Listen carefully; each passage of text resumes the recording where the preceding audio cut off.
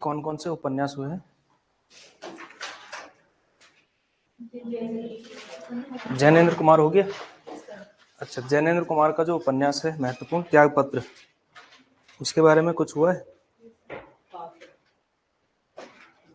उसके बारे में कहानी डिस्कस हो गई है ना उसकी, जैनेन्द्र कुमार के त्यागपत्र की। समझ में आ गया किसने दिया त्यागपत्र, क्यों दिया, क्या है पूरी कहानी? ठीक है। अच्छा, ठंड लगे तो इसको बंद कर सकते हैं आप, ठीक है। तो क्योंकि मैं तो चलता रहूंगा ना, तो मुझे तो नहीं लगेगी, और जो बैठा रहता है उसको लगती है, तो ये है समस्या। चलो फिर। अच्छा, इसमें मैंने अच्छा भेज दिया ना नोट, सारे पूरा चैप्टर ही भेज दिया है, तो तैयार कर देना भाई इसको टाइम पे, ठीक है। चलिए अब हम करते हैं इसमें, जैनेन्द्र कुमार हो चुके हैं जब आपके, तो जो मनोविश्लेषणवादी उपन्यास हैं,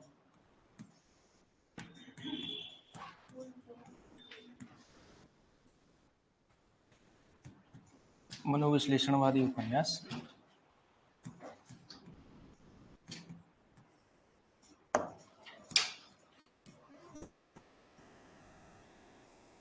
इसमें मनोविश्लेषणवादी उपन्यास, इसमें एक तो जैनेन्द्र कुमार आपके हो ही चुके हैं, जैनेन्द्र कुमार। इसके अलावा जो दूसरे व्यक्ति आते हैं वो हैं कौन? इलाचंद्र जोशी, और ये भी आपके सिलेबस में है, तो अगली हेडिंग बनाइए आप, इलाचंद्र जोशी। इनके केवल उपन्यासों के नाम भी याद रखेंगे तो भी आपका काम चल जाएगा। वैसे कोई इस तरह का उपन्यास इलाचंद्र जोशी का मेरी नज़र में तो नहीं है जिससे कभी कोई क्वेश्चन पूछा गया, ठीक है। और ऐसा भी नहीं है कि ये केवल पहली बार किसी के सिलेबस में रखे गए हों, ऐसा भी नहीं है, ये बहुत सारे मतलब आयोगों के सिलेबस में होते ही होते हैं, लेकिन तब भी यहाँ से पता नहीं क्यों कोई ऐसा सवाल आज तक नहीं पूछा गया, ठीक। चलिए तो लिखिए एक एक करके उपन्यासों का नाम। इनका पहला उपन्यास था सन्यासी, दूसरा लिखिए पर्दे की रानी। आप लोग याद कर पाते हैं सब? मतलब जो जो यहाँ लिखाया जाता है उपन्यासों का नाम सारा, अगर 12-15 उपन्यासों का नाम हो जाए या कुछ भी इस तरह से हो जाए, तो याद हो जाते हैं? वो हाँ या ना तो बोलो। अच्छा,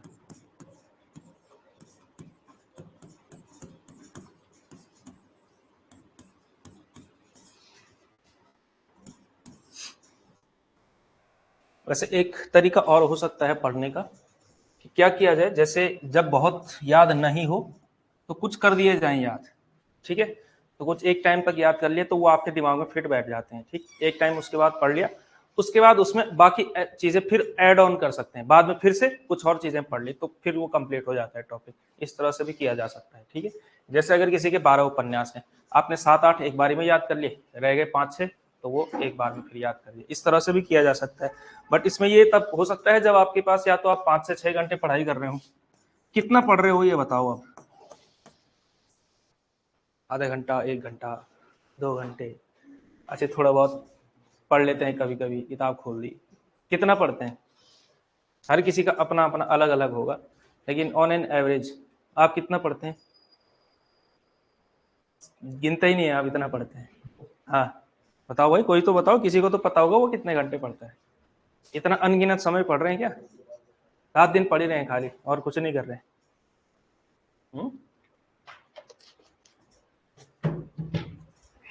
आप लोग बताओ, कोई तो बताओ कितना पढ़ रहे हैं ऑन एन एवरेज। 6 घंटे पढ़ना शुरू कर दो भाई कम से कम, नहीं तो फिर कोई फायदा नहीं है। प्रेत और छाया, अगला लिखिए आप निर्वासित, निर्वासित, मुक्तिपथ,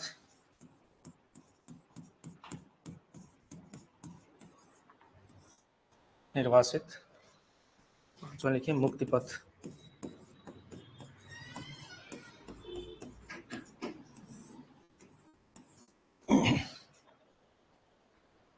सुबह के भूले, जिप्सी,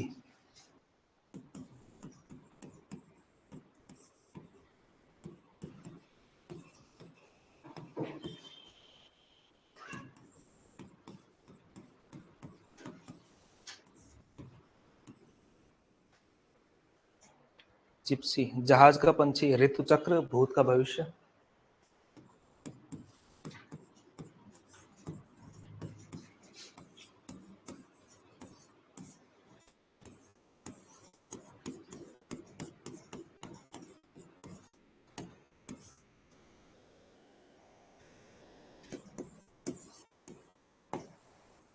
भूत का भविष्य, और एक इनकी है शायद कवि की प्रेयसी, भी इन्हीं का उपन्यास है। भूत का भविष्य, कवि की प्रेयसी, हाँ कवि की प्रेयसी।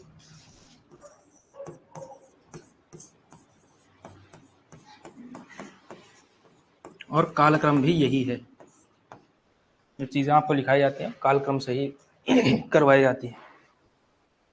इलाचंद्र जोशी।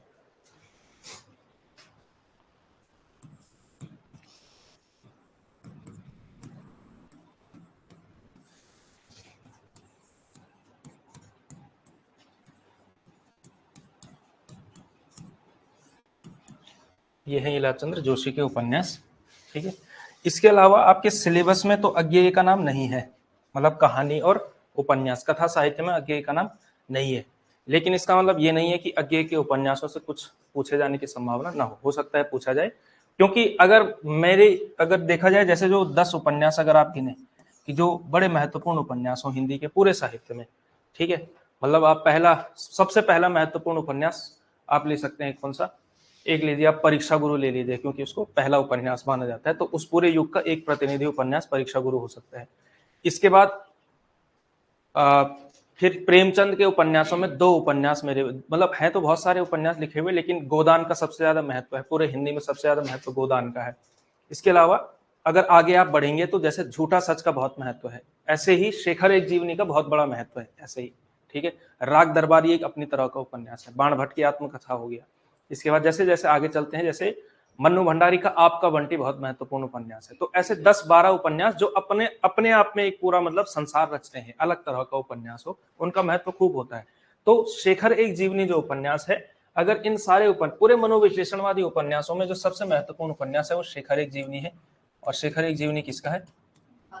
अज्ञेय का उपन्यास है ना। तो शेखर एक जीवनी क्या है? अज्ञेय का उपन्यास है।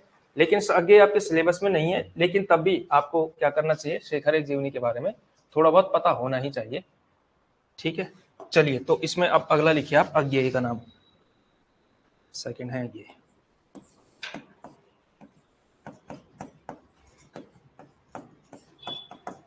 अज्ञेय ने 3 उपन्यास लिखे हैं, एक है शेखर एक जीवनी, एक नदी के द्वीप, और तीसरा है अपने अपने अजनबी, ठीक है। बाकी के जो 2 उपन्यास हैं वो बड़े कमजोर माने जाते हैं, उसके अपने कारण है, वो बहुत ज्यादा मतलब कभी कभी अति बौद्धिकता जब किसी कवि के ऊपर, शायद मतलब किसी भी लेखक के ऊपर हावी हो जाए, तो फिर वो उसकी रचना कमजोर होने लगती है कहीं ना कहीं। तो एक लिखेंगे आप शेखर एक जीवनी,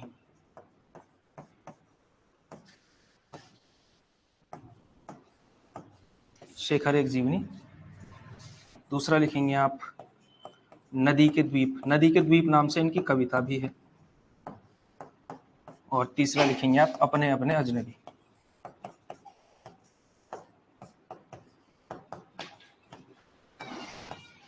अपने अपने अजनबी।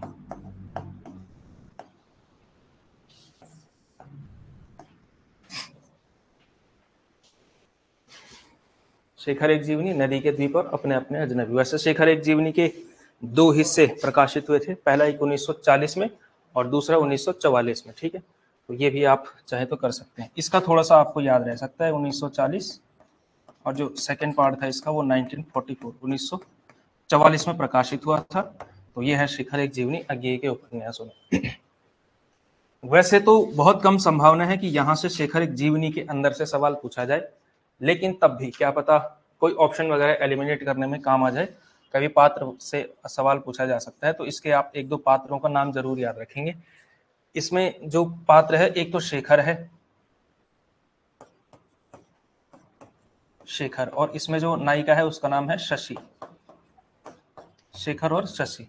तो इन दोनों की सामान्यतः कहानी है। शशि का कैरेक्टर जो ज्यादातर आता है वो दूसरे भाग में आता है, पहले भाग में उतना नहीं है, क्योंकि पहला भाग जो शेखर के बचपन से लेकर के और उसको कहते हैं मतलब किशोर अवस्था समाप्त होने तक, कॉलेज में प्रवेश करने तक उतना का जीवन उसमें आता है। अच्छा, इसके बारे में सवाल पूछा जाता है कि 4 ऑप्शन विकल्प बने हुए होते हैं। क्या ये क्वेश्चन आपके यहाँ मैंने रखा हुआ था? ये इस तरह से क्वेश्चन पूछा जा सकता है। एक तरफ रख दिया आत्मकथात्मक,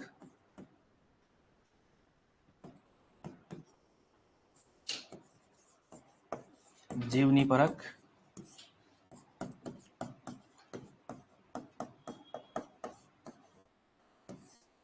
ऐतिहासिक, और एक बना देते हैं आंचलिक। ठीक है, और चारों तरफ एक तरफ लिखता हूं मैं इस तरह से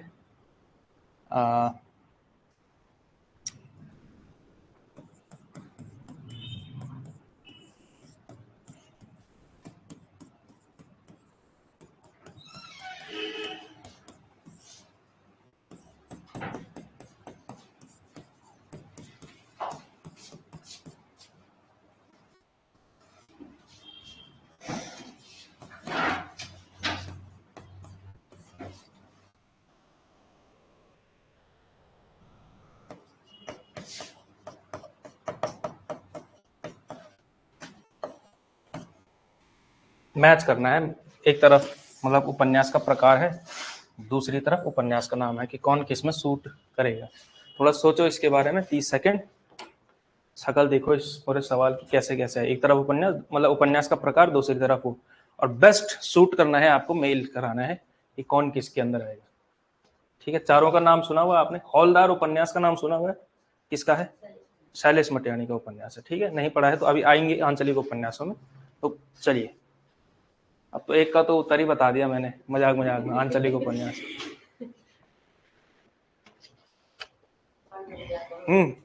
बाणभट्ट की आत्मकथा किसमें आएगा? बाणभट्ट की आत्मकथा आपके अनुसार ऐतिहासिक में। और कोई इससे इतर जवाब, इससे असहमत जवाब? कोई नहीं, सब एक स्वर में सहमत हो रहे हैं। चलिए, तो ध्वनि मत से पारित हो रहा है ऐतिहासिक बाणभट्ट की आत्मकथा। चलो ठीक है, और शेखर एक जीवनी किसमें? सब जीवनी परक, ये भी ध्वनि मत से। हाँ या ना बोलो, हाँ ना, पक्की बात। चलो, एक किया है आपने, क्या जीवनी परक में शेखर एक जीवनी लेकर के गए। हाँ, अब आत्मकथा में मानस का हंस। अच्छा, और आंचलिक? आंचलिक हौलदार। दो सही है, दो गलत है। अच्छा, हाँ, हौलदार आत्मकथा आपको पता ही नहीं होगा, नहीं कह रहे। चलो, बाणभट्ट की आत्मकथा तो चलो हजारी प्रसाद द्विवेदी का है। मानस का हंस किसका है? किसके बारे में है? तुलसीदास के बारे में है। किसने लिखा है? अमृतलाल नागर ने। कब लिखा? 500 साल बाद लिखा। तो आत्मकथात्मक लिखा होगा या जीवनी परक लिखा होगा? या आपने क्या आत्मकथात्मक मानस का हंस किया हुआ है? यही तो मैं समझाना चाह रहा हूँ। बेस्ट सूटेड यही, इस ऐसे ही घुमाया जाता है। शेखर एक जीवनी आपने जीवनी परक लिख दिया, ऐसा नहीं है। शेखर एक जीवनी जो है वो आत्मकथात्मक उपन्यास है। क्यों? इसमें जो शेखर है वो खुद अपनी कहानी कहता है, और बीच बीच में अज्ञेय ने बड़ा अजीब अलग ही अजीब तरीके का प्रयोग किया। कभी कभी मतलब राइटर बन के लिख रहे हैं कि शेखर ऐसा है, शेखर वैसा है, कि शेखर का जब जन्म हुआ तो इसकी माँ ऐसी थी, उसके पिताजी ऐसे थे। और फिर आ रहा है कि कभी फिर वो मैं वाली शैली में भी आते हैं। तो जो शेखर एक जीवनी में शेखर है ना, शेखर वो कहीं ना कहीं अज्ञेय खुद है। अज्ञेय का अपना जो जीवन है वो शेखर का भी जीवन बन करके आया। अज्ञेय का जो अज्ञेय का जैसे जन्म हुआ, तो जन्म, उनके पिताजी क्या थे? शायद आर्कियोलॉजिस्ट थे बहुत बड़े, और अज्ञेय जो है बहुत संपन्न परिवार से आते थे। तो भारत भर के जगह जगहों, कश्मीर में ये रहे, उत्तराखंड में रहे, बहुत जगहों पर अज्ञेय रहे हैं। ठीक है, तो शेखर भी ऐसे ही रहा, ट्रांसफर होते रहते थे दक्षिण भारत वगैरह। तो ऐसा लगता है कि शेखर का जो खुद का जीवन, शेखर सेकंड पार्ट में आकर के क्रांतिकारी हो जाता है। अज्ञेय भी क्रांतिकारी रहे। ठीक है, तो अज्ञेय के जीवन के बारे में हमने आपको शायद कभी बताया भी होगा कि जब ये उनके साथ जुड़े हुए थे, जो सरदार भगत सिंह चंद्रशेखर आजाद वाला आंदोलन था, क्रांतिकारी आंदोलन, उसमें अज्ञेय भी जुड़े हुए थे ये साहित्य लिखने से पहले, एंड 1930-32 के आसपास। बाद में आए वो 6-7 साल बाद, फिर जब जेल की काट करके आए तो फिर ये साहित्य में उतरे, लेकिन उससे पहले ये इसी काम में लगे हुए थे चंद्रशेखर आजाद लोगों के साथ। तो जब भगत सिंह अरेस्ट हुए और उन पर मुकदमा चल रहा था, तो इन क्रांतिकारियों ने योजना बनाई कि अब भगत सिंह को क्यों ना आजाद करवाया जाए, भगत सिंह को हम जेल से भगा देते हैं। और उसमें योजना इस तरह की थी, कुछ प्लानिंग इस तरह की थी कि एक आदमी ऐसा चाहिए जिसको ट्रक चलाना आता हो।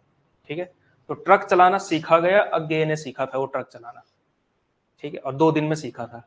अज्ञेय को साइंटिस्ट कहते थे क्योंकि उनको बम बनाना आता था, तो बम बनाना और इस तरह के काम करने अज्ञेय ने अपने जीवन में किए हैं साहित्यकार होने से पहले। अब शेखर का भी थोड़ा थोड़ा जीवन इस तरह से आता है कि वो क्रांतिकारी आंदोलनों में शामिल है और उसके विचार थोड़ा उस तरह से मिलते हैं। तो शेखर एक जीवनी क्या है, आत्मकथात्मक उपन्यास है, ठीक है। अगर आप श्योर नहीं होते हैं तो आपको अलग तरह से करना पड़ेगा। बाणभट्ट की आत्मकथा आप कर लेंगे, ठीक है। ये क्वेश्चन थोड़ा कठिन इसलिए हुआ क्योंकि विकल्प नहीं दिए हुए थे, आप शायद इसके बेस पे पूरा क्वेश्चन मैनेज कर लेते। हो जाता है ना मैनेज वो वाला मैच करके कि बाणभट्ट की आत्मकथा ऐतिहासिक, तो यहाँ जैसे सी है और यहाँ 1 है, तो आप वो पेयर ढूंढते जहां C1 हो, तो जैसे यहाँ पे है तो आप इस विकल्प को कर लेते, है ना। या फिर ज्यादा से ज्यादा 2 में होता तो भी आप कुछ ना कुछ गेम कर देते, लेकिन तब भी पूरी श्योरिटी के साथ पता होना चाहिए, तो इसमें लिखिए आप। इस तरह से क्वेश्चन पूछे जाते हैं। चलो पहले पात्र कंप्लीट कर देते हैं। तब शेखर है, शशि है, शेखर की बहन का नाम है सरस्वती। सरस्वती आप इसमें ब्रैकेट पे भी लिखिए कि ये है कौन, शेखर की बहन, ठीक है। इसके अलावा एक लड़की और आती है शारदा, तो जब ये दक्षिण भारत में होता है शेखर, तो शारदा से इसको प्रेम हो जाता है, ठीक है, हम किशोर अवस्था का प्रेम होता है। और इसमें एक लड़की और आती है, उसका नाम मैं भूल गया, उसको शेखर बड़ी दूर से ही देख पाता है केवल, हाँ शांति, शांति नाम से, और इसको टीबी होता है और ये बड़ी दूर से ही उसको देखता रह जाता है, कि रोज देखता है उसको, और उसके बारे में भी एक पूरा मतलब आता है 40-50 पेज का वर्णन, ठीक है। तो ये है, ये इनके पात्र हैं। और इसके अलावा इसमें लिखिए क्या है, आत्मकथात्मक उपन्यास है, आत्मकथात्मक उपन्यास। अब हर चीज करवाई नहीं जा सकती है। सवाल कभी कभी किस सेंस में आता है कि निम्नलिखित में से फ्राइड के मनोविज्ञान पर आधारित उपन्यास कौन सा है। अब 4 दे देंगे वो विकल्प, 4 कुछ भी और होंगे, और एक ऐसा होगा जो मनोविश्लेषणवादियों का उपन्यास होगा। इस तरह से भी क्वेश्चन पूछा जाता है। तो हर उपन्यास के बारे में थोड़ी लिखेंगे कि ये मनोवैज्ञानिक है या नहीं।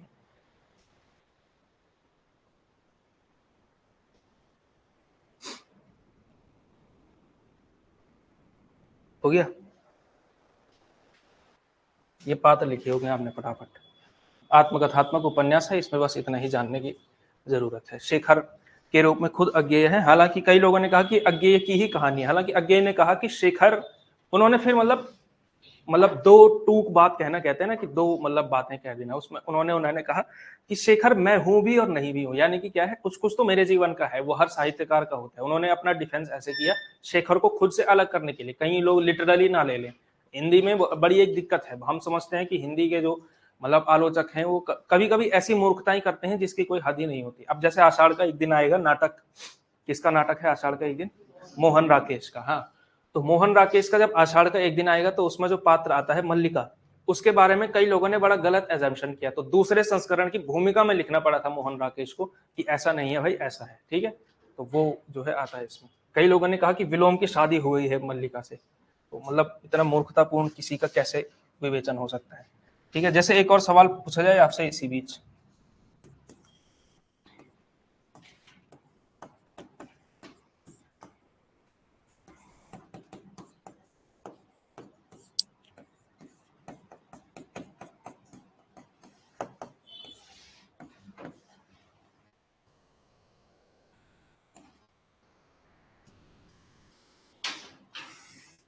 कौन सा रखें, चलो यही रख लेते हैं, कोई बात नहीं, आसान करते हैं जीवन आपका।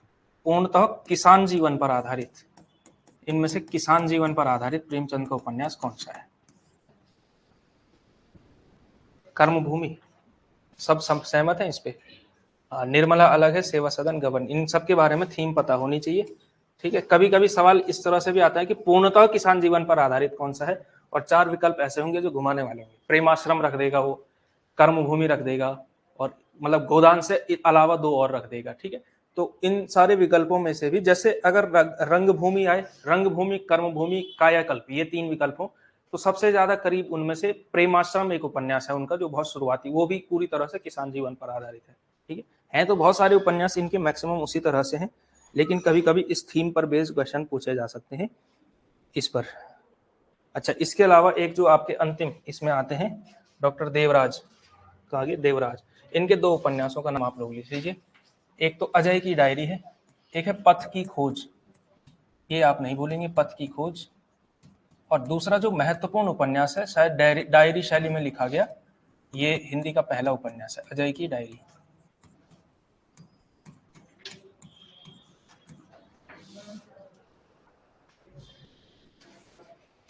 जब पीछे जा करके, जब आपने पांडे बेचन शर्मा उग्र के किए होंगे, तो उसमें एक नोट और बनाना है पीछे जा करके आपने, कि जो इनका उपन्यास था चंद हसीनों के खतूत, है ना, उग्र का उपन्यास, शुरू का उपन्यास, उसके बारे में आप ये बनाइए कि पत्र शैली में लिखा गया हिंदी का पहला उपन्यास, वो लेटर के फॉर्म में लिखा हुआ है।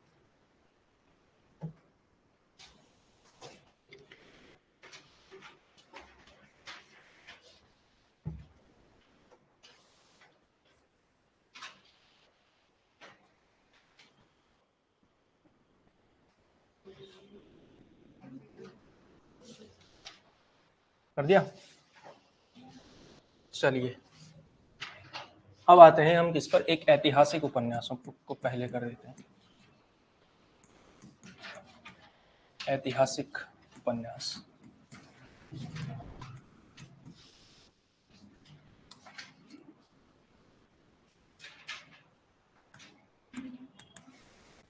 ऐतिहासिक उपन्यास, इसमें जो आपके सिलेबस में लगे हुए व्यक्ति हैं वो केवल एक ही हैं, आचार्य हजारी प्रसाद द्विवेदी।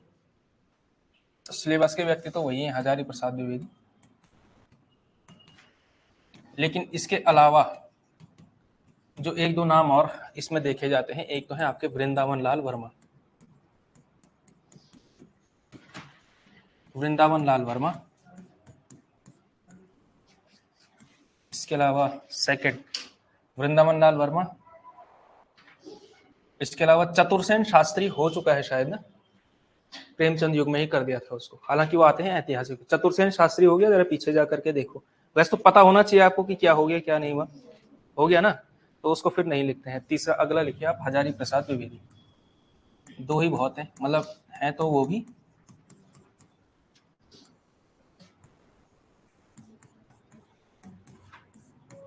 ठीक है, तो वृंदावन लाल वर्मा के कुछ उपन्यासों को देखिए, इनका केवल नाम याद करना है, वैसे तो सभी का इसी तरह से लगभग लगभग, लेकिन ज्यादा ही नहीं का। एक इनका बहुत महत्वपूर्ण उपन्यास है गढ़ कुंडार, वृंदावन लाल वर्मा का, ये बहुत बार पूछा जाता है, गढ़ कुंडार। गढ़ कुंडार, एक है विराटा की पद्मिनी, ये भी बहुत महत्वपूर्ण है, झांसी की रानी, कचनार और मृगनयनी।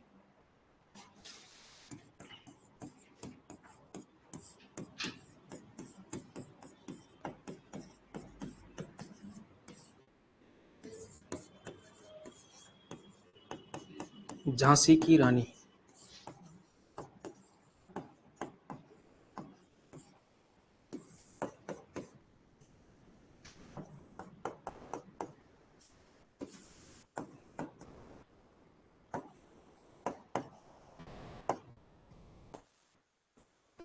मृगनयनी।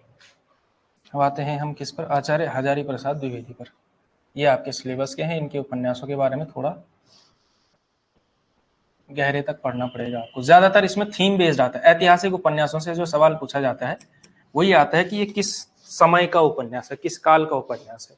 और हजारी प्रसाद द्विवेदी के संदर्भ में हॉट फेवरेट क्वेश्चन होता है कि कौन सी पृष्ठभूमि कब की है, कौन सी सदी आपको याद रहे, ये काल आपको कम से कम याद रहे, तो वो आपको उसमें काम आपका चल जाता है। तो इनके 4 उपन्यास हैं और इसी क्रम से भी आपको याद करने चाहिए। पहला जो इनका उपन्यास है वो है बाणभट्ट की आत्मकथा,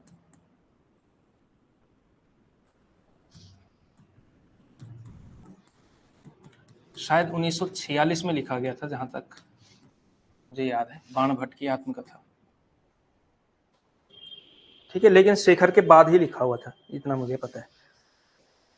बाणभट्ट की आत्मकथा। अगला लिखिए चारुचंद्र लेख,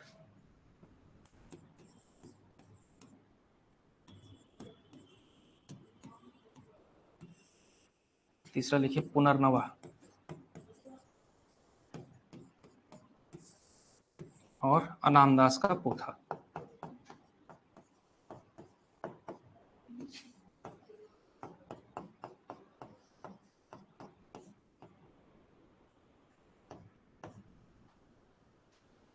बाणभट्ट की आत्मकथा, चारुचंद्र लेख, पुनर्नवा और अनामदास का पोथा, ये 4 उपन्यास हैं।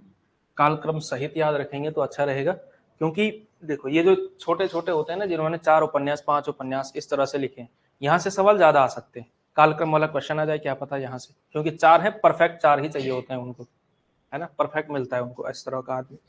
तो ये है बाणभट्ट की आत्मकथा। तो बाणभट्ट कौन था? कवि था संस्कृत, हर्ष के दरबार में संस्कृत का एक बड़ा कवि था, उसका दरबारी कवि था, तो उसके बारे में ये लिखा हुआ है। हाँ, बाणभट्ट की आत्मकथा, इसका कुछ आधार ग्रंथ भी है, किसी को उन्होंने बेस बनाया है, वो ग्रंथ में भूल गया शायद। एक तो उन्होंने ये तो लिया ही होगा, जो बाणभट्ट का हर्ष चरितम है वो तो लिया ही है, उस पर तो बेस्ड है ही। एक जहां तक मुझे याद आ रहा है और है, ये राज तरंगिणी पे तो उस उनका है, विशाख नाटक है प्रसाद का, पता नहीं है, लेकिन उस तरह से किसी कोई ना कोई मिल रहा, मुझे किसी किताब में दिखा तो था, हालांकि मैंने उसको वेरीफाई नहीं किया। मैं गाइडों से वेरीफाई जरूर करता हूँ जो मुझे गाइड में इन्फॉर्मेशन मिलती है। बाणभट्ट की आत्मकथा, क्योंकि मुझे भरोसा होता नहीं है गाइडों, किसी में कुछ लिखा हुआ है, किसी में कुछ लिखा हुआ है, पता नहीं कहाँ से लिखते हैं, क्यों लिखते हैं। ठीक है, हाँ, या तो किसी आयोग ने माना हो तब बात और है कि आयोग ने ये उत्तर माना है, तो थोड़ा प्रामाणिकता आ जाती है वहां से। तो चलिए, बाणभट्ट की आत्मकथा, इसके बारे में लिखिए आप, पात्रों पर आएंगे, पहले इसकी थीम लिखिए। तो क्या है? कवि बाणभट्ट के जीवन को आधार बनाकर, कवि बाणभट्ट के जीवन को आधार बनाकर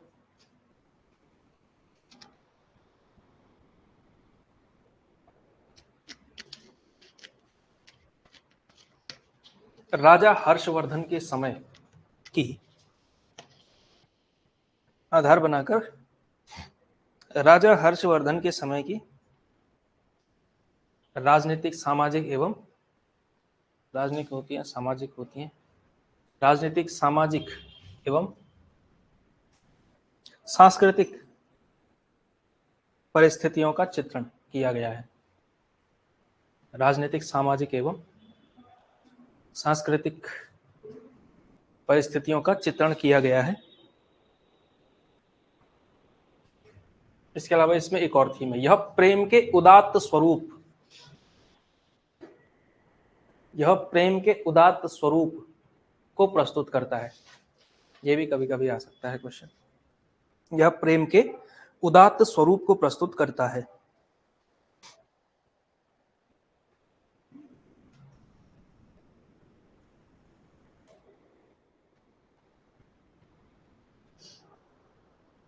तो कभी कभी ये सवाल प्रेम के उदात्त स्वरूप को प्रस्तुत करता है, लिख दिया आपने।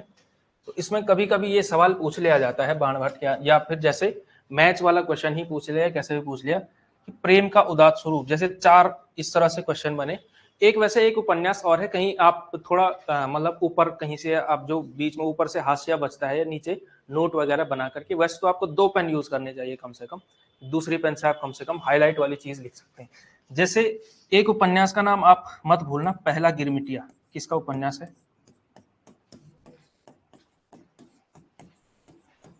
कोई है बता रहा था, किसी ने कुछ आवाज से निकाली, गिरिजा किशोर ने, गिरिराज किशोर, ठीक है, पहला गिरमिटिया, यह गिरिराज किशोर का उपन्यास। और ये किस बारे में है? गांधी के बारे में है। गांधी के बारे में तो है, लेकिन गांधी के बारे में क्या है? देखिए, ये जो पहला गिरमिटिया, ये जो उपन्यास है, ये जो गांधी जी का जो दक्षिण अफ्रीका का जीवन था, गांधी के दक्षिण अफ्रीका जीवन पर आधारित, यानी कि ये क्या है, जीवनी परक उपन्यास है, दक्षिण अफ्रीकी जीवन, ठीक है। तो गांधी जी के दक्षिण अफ्रीका, साउथ अफ्रीका में जो उन्होंने जीवन किया, जो आंदोलन चलाए, जो वकालत की, उन सब पर आधारित है। तो जीवनी परक उपन्यास है ये, पहला गिरमिटिया, गिरिराज किशोर। इसके अलावा एक जीवनी परक उपन्यास आप और लिखिए जो मुझे याद आ रहा है, उसका नाम है, क्या नाम है उसका,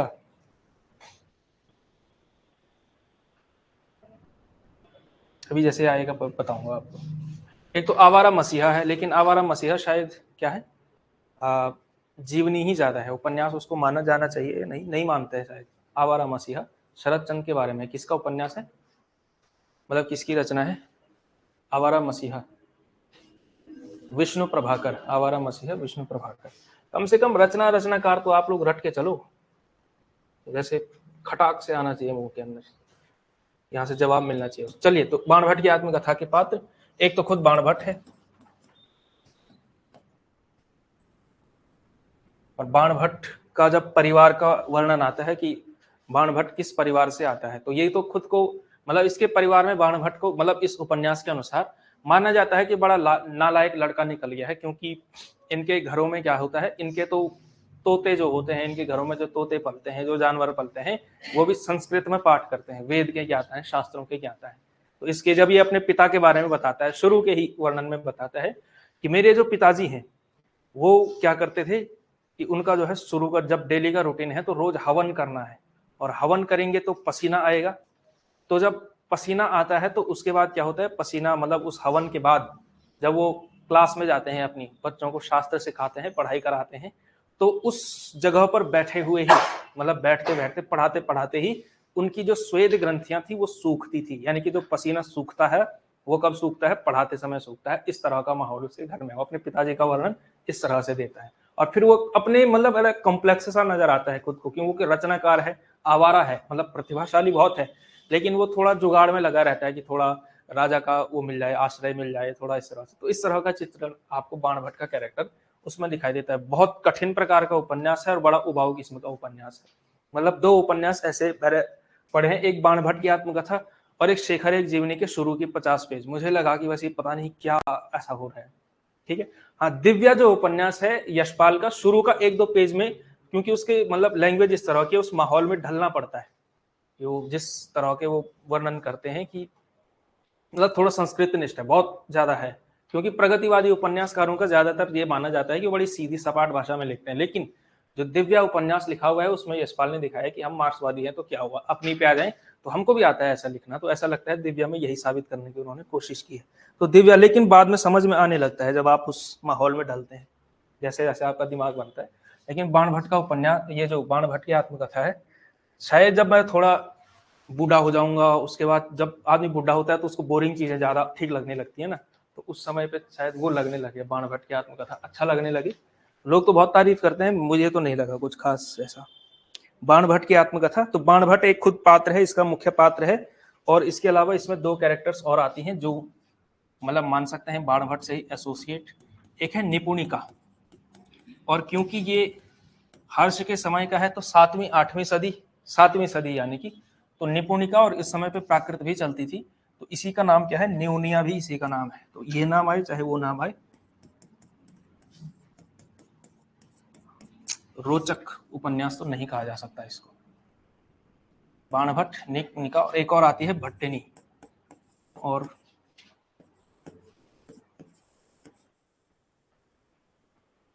तो निपुणिका जो है पहले बाणभट्ट के यहाँ नाटक करती थी, मतलब नाटक उससे, बाणभट्ट क्योंकि राइटर है ना, खुद लेखक है, नाटकों का लेखक है, तो ये उसके यहाँ की अभिनेत्री थी। लेकिन उसने बाद में छोड़ा, बाद में वो देखता है कि उस शहर में वो क्या कर रही है, उसने एक दुकान खोल रखी है छोटी सी, और वहां निपुणिका जो है अपना काम चला रही है। तो बाद में ये क्या करता है, इसको भट्टिनी के यहाँ नौकरी दे देता है, क्योंकि भट्टिनी खुद क्या है, एक मतलब वो है जो देवपुत्र तुवर मिलिंद है उसकी कन्या है, यानी कि राजकुमारी है भट्टिनी, ठीक है। और इसके अलावा भट्टिनी आता है, इसके अलावा एक कैरेक्टर और आता है महामाया।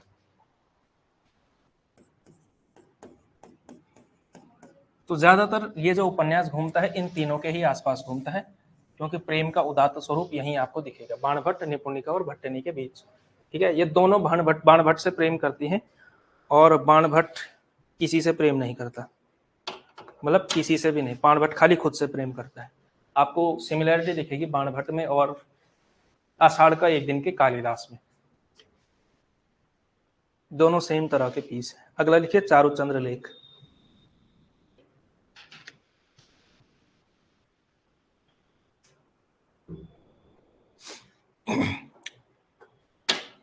बारहवीं और 13वीं सदी, 12वीं 13वीं सदी के, 12वीं 13वीं सदी की परिस्थितियों का चित्रण।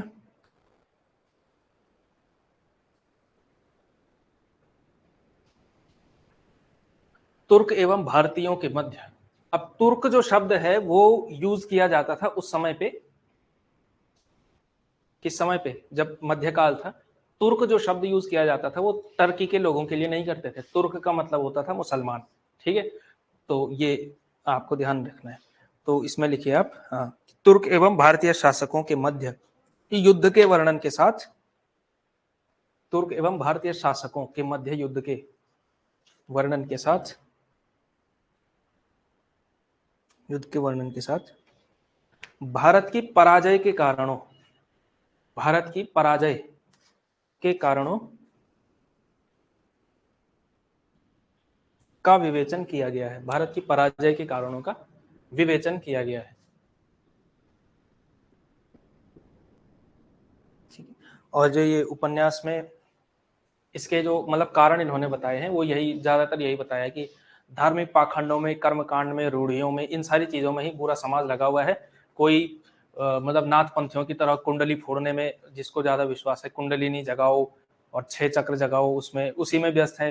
कोई तांत्रिक सिद्धों की तरह तांत्रिक उसमें व्यस्त है, कोई धार्मिक वैदिक कर्म कांडों में व्यस्त है। तो उन्हीं सारे लिपटे हुए समाज जो है पराजित नहीं होगा तो क्या होगा, ये जो है विवेचन चारुचंद्र लेख उपन्यास में किया गया है। तीसरा लिखिए आप, पुनर्नवा।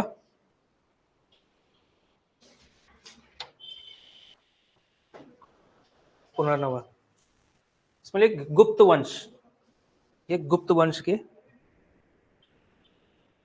गुप्त काल किया जा सकता, गुप्त वंश क्या था, गुप्त काल की परिस्थितियों का चित्रण, गुप्त काल की परिस्थितियों का चित्रण,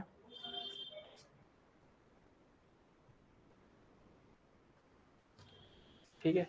तो गुप्त काल की सारी परिस्थितियों का चित्रण मिलता है। इसके अलावा हाँ, इसका जो सोर्स है लिखिए इसमें, यह शूद्रक यह शूद्रक के मृच्छकटिकम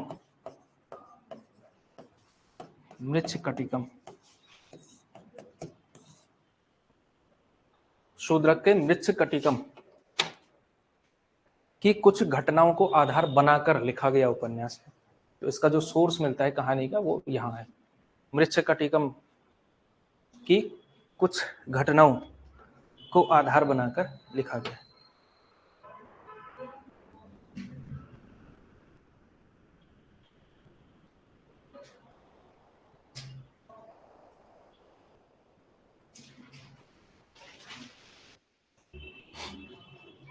तो चारुचंद्र ये पुनर्नवा ये है। तो कभी कभी सवाल पूछा जा सकता है, ठीक। और अंतिम उपन्यास लिखिए, रामदास का पोथा।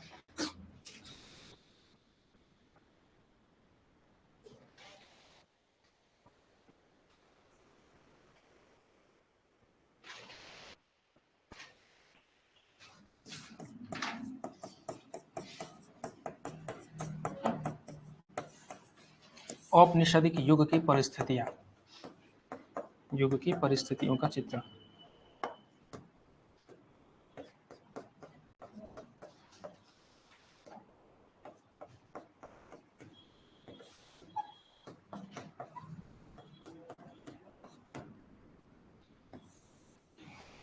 औपनिषदिक युग की परिस्थितियों का चित्रण। तो उपनिषद का जो समय था, उपनिषद काल क्या माना जा सकता है? उपनिषद काल मेरे विचार से क्या मानना चाहिए, कोई है जो बता सकता है उपनिषद काल से मतलब क्या है, कब रहा होगा इतिहास में उपनिषद काल? औपनिवेशिक नहीं, उपनिषद, औपनिषदिक, उपनिषद है, उपनिवेश नहीं। हाँ, नहीं, वैदिक काल तो बहुत पुराना होगा, वैदिक काल के बाद शुरू हुआ होगा आपका उपनिषद काल, ठीक है। अशोक से पहले, मौर्य काल से पहले या मौर्य काल के आसपास से पहले या उसके आसपास, इसी तरह से होगा। मतलब जो ईसवी से पहले, ईसा पूर्व में आएगा तो ईसा पूर्व का एक उपन्यास एक ही है, यही है, ठीक है। कभी कभी सवाल किस तरह से पूछा जाता है, अब देखिए, शूद्रक के मृच्छकटिकम ये समुद्रगुप्त का समय है, यानी कि मतलब गुप्त वंश का समय। कभी कभी यहाँ से सवाल ऐसे पूछा जाता है, कभी कभी तो ये पूछ लेगा कि एक तरफ लिखेगा हर्षवर्धन का समय, एक तरफ लिखेगा गुप्त काल, उपनिषद काल, और चौथा एक ये बना देगा 12वीं 13वीं सदी का समय, या फिर मतलब मोहम्मद गौरी के बाद का जो समय है ना, मतलब गुलाम वंश के आसपास का समय है किसका, चारुचंद्र लेख का, 12वीं 13वीं सदी वही है। तो वही, तो ऐसा मिल सकता है, तो वो तो आसान हो जाएगा, वो आपने कर रखा है। कभी कभी सवाल कठिन तब हो जाएगा जब इतिहास का एकदम ज्ञान शून्य होंगे आप लोग, तब दिक्कत हो जाएगी। जैसे ये 4 उपन्यासों का नाम लिखा हुआ है। मैं 1 2 3 4 कर रहा हूँ। बाणभट्ट, चारुचंद्र लेख, तीसरा क्या है पुनर्नवा, अनामदास का पोथा। ये 4 विकल्प हैं। और क्वेश्चन किस तरह से बनेगा, 12वीं 13वीं सदी, दूसरी तीसरी सदी। इसके अलावा एक बन जाएगा ईसा पूर्व में, मैं फॉर एग्जांपल 300-400 ईसा पूर्व कर रहा हूँ, ईसा पूर्व। और चौथा क्या उपन्यास है, हाँ 6ठी-7वीं सदी, ऐसा बना दिया। ये 7वीं सदी ऐसा कर दिया। अब मैच करो, कर पाओगे? चलो बाणभट्ट हो गया 6वीं-7वीं सदी। ये तब आप कर पाएंगे 6ठी-7वीं सदी जब आपको पता हो। केवल रटने से काम नहीं चलता है, ऐसे भी कभी कभी घुमा करके सवाल पूछ लेता है। हर्षवर्धन का समय तो याद किया हुआ कि राजा हर्षवर्धन, हर्षवर्धन का समय क्या था भारत के इतिहास में, वही नहीं पता है ना। तो वही मतलब 7वीं सदी के आसपास जो है वो हर्षवर्धन का समय है। मतलब 7वीं सदी जब मध्य तक पहुंची, 640-650 के बीच में हर्षवर्धन की मृत्यु हुई, तो वही समय लगा सकते हैं। एक शासक ज्यादा से ज्यादा 40-50 साल रूल करता है, बहुत अच्छा शासन किया तो 7वीं सदी मान सकते हैं। तो ये तो यहाँ बनेगा। और चारुचंद्र लेख 12वीं-13वीं सदी का। पुनर्नवा, पुनर्नवा के बारे में आपने क्या देखा, गुप्त काल। गुप्त काल कब चला है? नहीं, गुप्त काल दूसरी तीसरी सदी में चला है। अनामदास का पोथा, ये ईसा पूर्व है। ईसा पूर्व में अनामदास का पोथा है ना, उपनिषद का काल। अब उपनिषद का काल क्या है वो थोड़ा देखना पड़ेगा, वो क्वेश्चन इस तरह से भी पूछा जा सकता है। तो ये समझ के आप लोग, ऐसा भी कभी कभी क्वेश्चन आ सकता है, तो ये थोड़ा पता होना चाहिए। यहाँ से भी क्वेश्चन इस तरह से पूछे जा सकते हैं। हजारी प्रसाद द्विवेदी, ऐतिहासिक उपन्यासों से ज्यादातर सवाल उसी तरह के आते हैं।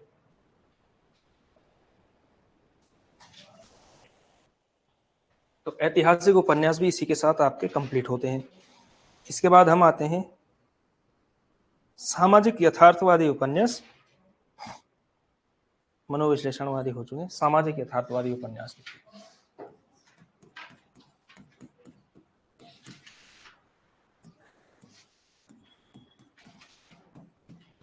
सामाजिक यथार्थवादी उपन्यास का मतलब क्या है? अब मैं फिर से सवाल पूछने वाला हूं, ये पहले भी पूछा गया है।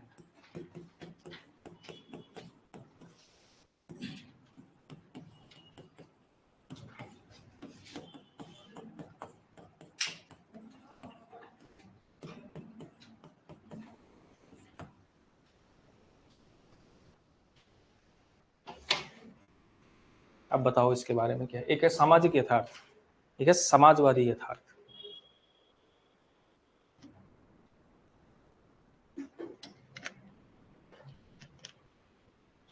ये बताया गया है, याद सा आ रहा होगा, करण अर्जुन फिल्म में जब जैसे अर्जुन को याद आता है ना अपना गांव पुराना, काली माता का मंदिर, उसी तरह से याद आ रहा होगा कुछ कुछ ऐसी बातें आ रहा है।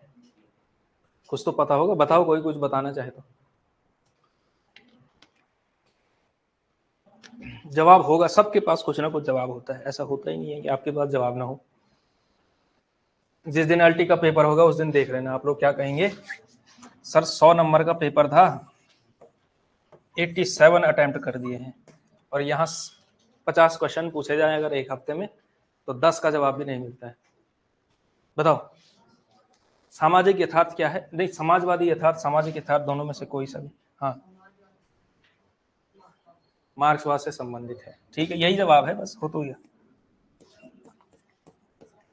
समाजवादी, समाजवादी मतलब क्या है, सीधा सीधा सोशलिज्म मार्क्सवाद से संबंधित है। तो जब आप सुनेंगे सामाजिक यथार्थ, तो सामाजिक यथार्थ का मतलब क्या है कि समाज का यथार्थ लिखा है, ठीक है। सामाजिक यथार्थ में आपके प्रेमचंद भी आते हैं, ठीक है। सामाजिक यथार्थ में अन्य, ये सारी प्रेमचंद की ही परंपरा है जो आप देखते हैं आगे चल करके। इसमें भीष्म साहनी और अन्य उपन्यासकार आते हैं, आपके सिलेबस के भीष्म साहनी इसी में आते हैं। समाजवादी उपन्यास, समाजवादी यथार्थ का मतलब होता है क्या, मार्क्सवाद से जुड़े हुए। तो समाजवादी यथार्थवाद अगर आ गया तो इसका मतलब क्या है, सीधा सीधा आएगा यशपाल का नाम, यशपाल, रांगे, राघव, इन सब का नाम आएगा, राहुल सांकृत्यायन, इन सब का नाम आएगा किसमें, उसमें समाजवादी यथार्थ। तो समाजवादी यथार्थ का मतलब आप ये भी देख सकते हैं, इसका मतलब क्या है, हिंदी में इसके लिए प्रगतिवाद शब्द गढ़ा गया था, तो या मार्क्सवादी। तो ये जो है फर्क होता है। तो सामाजिक यथार्थ का मतलब क्या है, इन दोनों के बीच एक फर्क है। इस सामाजिक यथार्थ क्या है, बड़ा गोला है, समाजवादी यथार्थ क्या है, छोटा गोला। ये समाजवादी है, वादी, और ये सामाजिक है। मतलब कैसे है, समाजवादी यथार्थ तो समाज का वर्णन करेगा ही करेगा, लेकिन क्या होगा उसमें एक विचारधारा विशेष के नजरिए से होगा, वो क्या होगा, मार्क्सवाद। मार्क्सवाद ने क्या किया है, आर्थिक आधार पर बांटा है, अमीर गरीब है ना, केवल वो समझता है कि शोषण शोषित, इसी तरह से चलता है केवल। और जो सामाजिक यथार्थ है वो क्या करेगा, समाज का यथार्थ बताएगा, लेकिन जरूरी नहीं है कि वो क्या बताए, इसका मतलब मार्क्सवाद की विचारधारा से प्रभावित होकर के बताए। जैसे अगर आपके पास सवाल पूछा जाए कि प्रेमचंद के मतलब निम्नलिखित उपन्यासों की विशेषता है, और 4 विकल्प आपके पास रखे जाएं, ठीक है, 4 विकल्प क्या हो सकते हैं, किसानों का वर्णन किया है, मतलब किसान, मैं केवल संकेत कर देता हूं। अब देखो, अब क्वेश्चन ओरिएंटेड काम ज्यादा होने वाला है यहाँ पे, ठीक है। आपको लग रहा होगा कि क्यों नहीं बढ़ा रहा है सिलेबस, फालतू बातें ज्यादा करता है। ये फालतू बातें नहीं है, अब यही ट्रेनिंग देनी है भाई, पढ़ तो घर पे भी लोगे, ठीक है। किसान सेकंड, मतलब किसान जीवन पर आधारित। सेकंड हम करेंगे राष्ट्रीयता का समर्थन, ठीक है। तीसरा लिखेंगे वर्ग संघर्ष का चित्रण, और चौथा कुछ भी बनाया जा सकता है, चौथा कुछ भी है, मनोविज्ञान का प्रयोग। तो इसमें कौन सी है जो प्रेमचंद की विशेषता नहीं है, प्रेमचंद की विशेषता नहीं है, किसान जीवन तो है ही है, तो ये तो पहली फुर्सत में आपका ये उत्तर तो नहीं होना चाहिए। जैसे सेकंड है राष्ट्रीयता का समर्थन, और राष्ट्रीयता शब्द है, राष्ट्रवाद शब्द नहीं, राष्ट्रीयता का समर्थन देखा जाता है, जनरली देखा जाए। रंगभूमि उपन्यास में सूरदास है वो क्रांतिकारी, यानी कि आजादी के आंदोलन का समर्थन तो है ही, ठीक है, तो ये भी आप मान सकते हैं कि ये भी है। सवाल आता है इन दोनों पर, मनोविज्ञान का प्रयोग और सेकंड है संघर्ष, वर्ग संघर्ष। हाँ, तो कौन सा उत्तर है, तीसरा या चौथा? आपके अनुसार चौथा, और कोई? सब चौथे, तीसरा कोई जवाब, हल्की सी आवाज मिली थी मुझे एक। हाँ, आपका जवाब था तीसरा। क्या कर कि, किस फिर लॉजिक भी तो देना है आप लोगों ने। चौथा मनोविज्ञान वालों ने क्यों माना है मनोविज्ञान?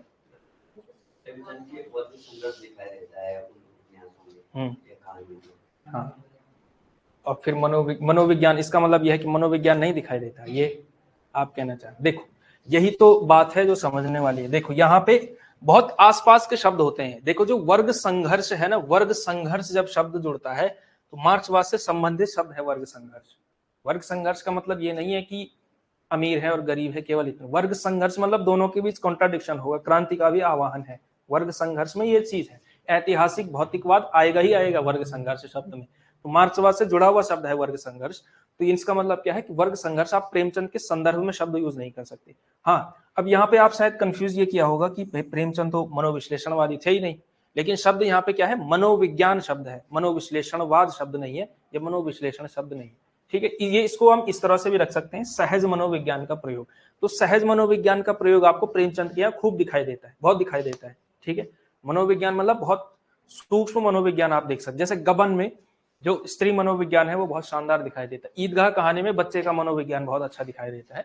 तो जो साइकी होती है, कॉमन सेंस वाली साइकी, सिद्धांत वाली साइकी नहीं, वो फ्राइड का सिद्धांत है, उसको पढ़ा और फिर 4 साइकोलॉजी की किताबें पढ़ी और फिर कहानियों में वो लेकर के आए, मनोविज्ञान लेकर के, वो वाला नहीं है। लेकिन एक सामान्य मनोविज्ञान, जैसे आप भी थोड़ा बहुत मनोविज्ञान समझते होंगे, है कि नहीं? मतलब कैसा, अभी उदाहरण याद नहीं आ रहा, लेकिन थोड़ा बहुत तो आप भी समझते होंगे। जैसे बच्चे का मनोविज्ञान आप थोड़ा बहुत भी आप भी समझते होंगे, भले ही आपके पास हो सकता है वो क्राफ्ट ना हो कि आप उस पर कहानी लिख दें, लेकिन थोड़ा बहुत समझ तो आपको भी होगी, कॉमन सेंस सबके पास होता है। तो वही सामान्य मनोविज्ञान इनके यहाँ दिखाई देते हैं। लेकिन वर्ग संघर्ष जो शब्द है उसको आप नोट कर लीजिए कि वर्ग संघर्ष जो शब्द है वो क्या है, एक मतलब किसी एक दर्शन से या एक विचारधारा से जुड़ा हुआ शब्द है। तो वर्ग संघर्ष जो शब्द है आप ऐसे ही यूज नहीं कर सकते हैं उसको। तो सामाजिक यथार्थवादी उपन्यास क्या है, ये प्रेमचंद की ही परंपरा है। और इसके जो 2-4 उपन्यासकार आप ले सकते हैं, तो भीष्म साहनी आपको बताए ही है। इसके अलावा उदय शंकर भट्ट का नाम, विष्णु प्रभाकर का नाम भी इसमें लिया जा सकता है। विष्णु प्रभाकर, उदय शंकर भट्ट, एक जो आपके अमृतलाल नागर हैं उनको भी नाम इसी में डाल देते हैं हम, अमृतलाल नागर,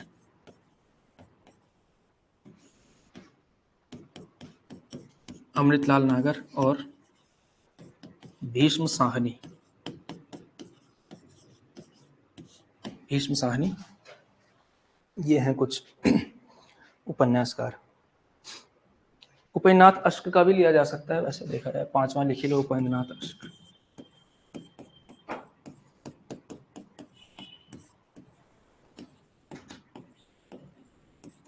उपेंद्रनाथ अश्क। तो आते हैं हम सबसे पहले विष्णु प्रभाकर, और इनके बारे में तो कम से कम कर ही लिया जाए, ताकि फिर सामाजिक यथार्थवादी रह जाएगा, प्रगतिवादी भी कल ही करना है, ऐतिहासिक हो ही गया है, आंचलिक और फिर स्वातंत्र्योत्तर में तो हल्की बहुत बातचीत होगी। तो 2 क्लास रह गई है आपके पास, तो 2 क्लास में वो कंप्लीट कर देंगे। चलिए आज अभी ये लिखिए। तो विष्णु प्रभाकर का जो उपन्यास आपको याद रखना है, विष्णु प्रभाकर का, उसका नाम है अर्धनारीश्वर।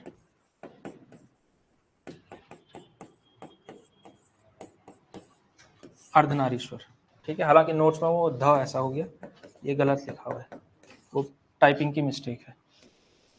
अर्धनारीश्वर ऐसे, ठीक है। अर्धनारीश्वर वैसे उनका भी है, दिनकर का,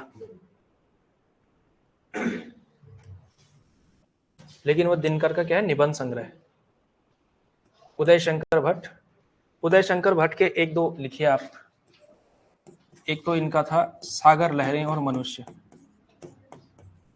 इससे एक बार सवाल पूछा गया था बहुत पहले क्या, LT 2018 में, यही सवाल था वो, कि वर्सोवा के मछुआरों के जीवन पर आधारित ये उदय शंकर भट्ट का उपन्यास कौन सा है, ठीक है। और एक लिखिए आप, एक शेष अशेष है और एक लोक परलोक है। लोक परलोक, एक है शेष अशेष।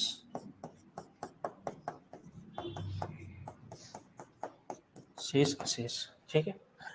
अगले आते हैं आपके अमृतलाल नागर। अमृतलाल नागर के उपन्यासों की संख्या बहुत लंबी चौड़ी है, लेकिन कुछ कुछ महत्वपूर्ण आपको याद होने ही चाहिए। जैसे इनके एक उपन्यास है बूंद और समुद्र।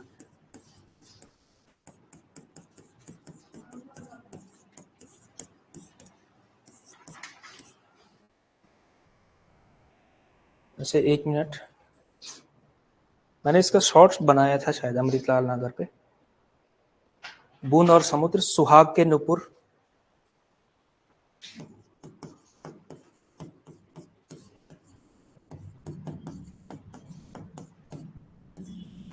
एकदा नैमिषारण्य। तो किसी को है जानकारी, कोई मर्मज्ञ विद्वान जानते हो एकदा नैमिषारण्य क्या है? यहां से सत्यनारायण की कथा शुरू होती है, इस यहां से, ठीक है। एकदा नैमिषारण्य।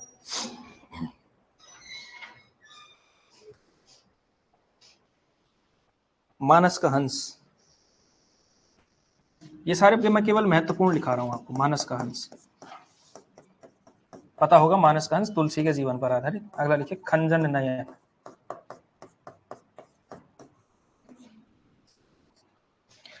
खज्जर नयन, मानस का हंस। एक नाचो बहुत गोपाल आता है इनका, नाचो बहुत गोपाल,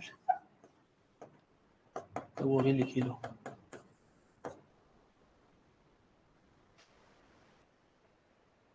अमृतलाल नागर। अच्छा, जो सिलेबस का लेखक है, वैसे तो आपको पता होगा ही कि कौन सिलेबस में है कौन सा नहीं है, लेकिन जो सिलेबस का है उसको अलग किसी उस तरह से मार्क कर लो, कुछ ना कुछ बना लो, उसके स्टार बना लो, ऐसा आइसक्रीम बना लो, जो भी आपका मन करे। चाहो तो ऐसा स्टार बना लो या ऐसा आइसक्रीम बना लो, जो भी आपका मन करता है उसके सामने, ताकि याद रहे ये इसका है, किसका है, ये मतलब सिलेबस का व्यक्ति है। तो फिर अंत में क्या करना पड़ेगा, ये याद रहे ना रहे वो तो पक्का याद करना है। तो जिस दिन आपको जो है अंतिम 2 दिन पहले पढ़ने का जब होगी क्या पढ़ा जाए, तो केवल नोट्स पलटने का समय हो उस दिन, तो उस दिन केवल वही पढ़ना है। आइसक्रीम तो नहीं बनाएंगे आप लोग, जहां तक मुझे पता है। भीष्म साहनी, तो भीष्म साहनी के उपन्यास कल ही लिखे जाए, है ना। तो वैसे इसकी ट्रिक मैं बता देता हूँ, इसकी ट्रिक मैंने बहुत अच्छी बनाई थी इसकी, भीष्म साहनी की।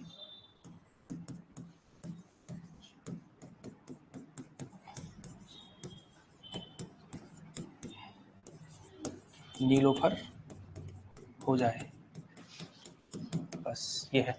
झरोखे, कड़ियां, तमस, बसंती, मारो से मैया दास की माड़ी याद रखना पड़ेगा, लेकिन कुंतो और नीलू नीलिमा नीलोफर, ठीक है। इसमें बसंती भी आता है, हाँ बसंती यहाँ पे आता है, ठीक है। तो झक तब मारो जब कुंतो नीलोफर हो जाए, ऐसा आप बना सकते हैं। और एक और अंतिम है जय हिंद की सेना, वो उतना महत्वपूर्ण नहीं है, लेकिन तब एक जय हिंद की, जय से कर लो जय हिंद की सेना, क्या दिक्कत है, लिख दिया। आ रहे समझ में क्या लिखा, झक तब मारो जब कुंतो नीलोफर हो जाए। तो ऐसा बनाना पड़ता है, ट्रिक ऐसे याद करने के तरीके बनाने पड़ते हैं।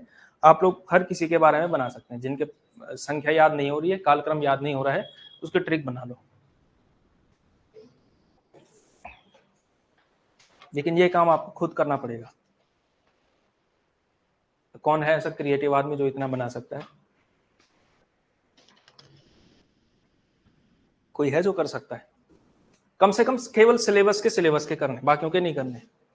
लेकिन देखो ट्रिक के साथ एक दिक्कत होती है कि ट्रिक बना करके रख दी और आप बड़े कॉन्फिडेंस में हैं कि मतलब याद करके जा रहे हैं, गाना गाते हुए जा रहे हैं, झक तब मारो जब कुंतो नीलोफर हो जाए, और दोबारा पढ़ा नहीं, वो एकदम कॉन्फिडेंस में एकदम वाह वाह गाते हुए जा रहे हैं इस ट्रिक को, है ना। और आ गया सवाल कि भीष्म साहनी का इनमें से कौन सा उपन्यास भीष्म साहनी का नहीं है, ठीक है। आप ना सवाल अब बाँछें खेल रही हैं, आप लोग कमाल ही कर देंगे। जैसे राग दरबारी में बड़ा अच्छा वर्णन आता है यहाँ पे, इसके बारे में बड़ी अच्छी टिप्पणी ली है श्री लाल शुक्ल ने, ये बाँछें खेलने वाले पे। तो होता क्या है कि किसी कोई बहुत खुश हो जाता है, तो वो आता है, उसमें लिखा हुआ है कि इसकी बाँछें खिल गई, और फिर ब्रैकेट में लिखा हुआ है कि वो जहां भी होती हूँ बस खिल गई, ठीक है। कि बाँछें क्या होती हैं, ये किसको पता है बाँछें क्या होती हैं, बाँछें खिलना क्या होता है, नहीं पता है, बस खिल जाती है बाँछें। तो उसी के बारे में लिखा है श्रीलाल शुक्ल ने, सब ब्रैकेट में लिखा है, चाहे वो जहां भी होती हो, खिल गई, बस बाँछें खिल गई। अब बाँछें खिल गई हैं और देखा आपने 4 विकल्प, अब क से याद ही नहीं आ रहा कि कौन सा उपन्यास था, दिक्कत तब होती है, ठीक है। ऐसा होता है, ऐसा ही होता है कि ट्रिक याद रह गई, वो छूट गया। मतलब क्या होता है, जैसे सैटेलाइट जब छोड़ा जाता है ना हवा में, तो क्या हो गया कि वो जो बाहर का खोखा है वो उड़ गया, सैटेलाइट नीचे छूट गया। तो सैटेलाइट भी साथ में ले जाना है, ट्रिक को सैटेलाइट के साथ छोड़ना है। तो ये क्या है, केवल बाहर का खोखा है, वो PSLV जो होता है वो है, तो सैटेलाइट में नहीं छोड़ना है, पीछे का बीच बीच में याद करते रहना है, रिवाइज करते रहना है, ठीक है। तो पता चले कि बस खोखा उड़ाया है और ताली बजा रहे हैं, बाद में देखा सैटेलाइट रह गया, तो ऐसी मूर्खता मत करना है, ठीक है। चलो भीष्म साहनी कल करेंगे, कल परसों 2 दिन में कोशिश करेंगे उपन्यास कंप्लीट हो जाए।